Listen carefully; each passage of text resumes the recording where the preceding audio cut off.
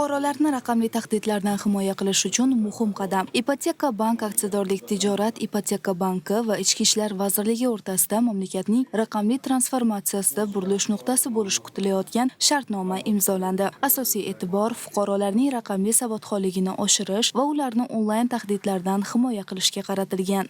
Shartnomani imzolash doirasida tomonlar fuqarolarni himoya qilish va onlayn xizmatlar xavfsizligini ta'minlash bo'yicha qator chora-tadbirlarni tasdiqladi. Xususan, firibgarlikka qarshi ilg'or tizimlarni joriy etish, shuningdek, pul o'tkazmalarini nazorat qilishning innovatsion usullarini ishlab chiqishga qaror qilindi. Asosiy yo'nalishlardan biri firibgarlikning oldini olish va raqamli xizmatlarga ishonch darajasini oshirish uchun biometrik texnologiyalardan foydalanish bo'ladi. Bu choralar nafaqat foydalanuvchilar uchun xavfsiz muhit yaratishga, balki mamlakatning raqamli iqtisodiyotini rivojlantirish uchun yangi maydonlarni ochishga qaratilgan.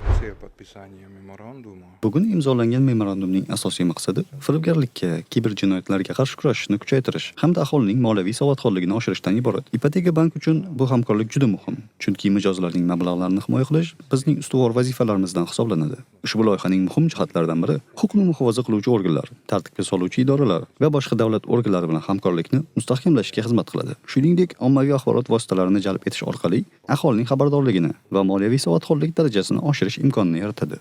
Respublikamiz bo'yicha o'tgan yili 55 mingdan ortiq murojaatlar kelib tushgan, aynan bank kartalari bilan bog'liq shu pullarini talon-taroj bo'lishi bilan bog'liq holatlar yuzasidan albatta bularga jinoyat ishi qo'zg'atilgan yoki shular jinoyatchilarni topish bo'yicha ishlar tashkil qilingan. Shu jinoyatlarni oldini olish yoki pullarni qaytarib qolish, ushlab qolish bo'yicha banklar bilan hamkorlikda juda katta ishlar qilinyapti. Banklar o'rtasida haqiqatan birinchisi ipoteka bank bilan bu imzolandi va o'ylaymanki, bularda ham bir yangi ketgan tomon birinchi bo'lib aynan firibgarlikka qarshi kurashuvchi bular boshqarma ochib, bu departament ochib, biz bilan hamkorlikka o'zlari kelib ishlashni boshlashdi.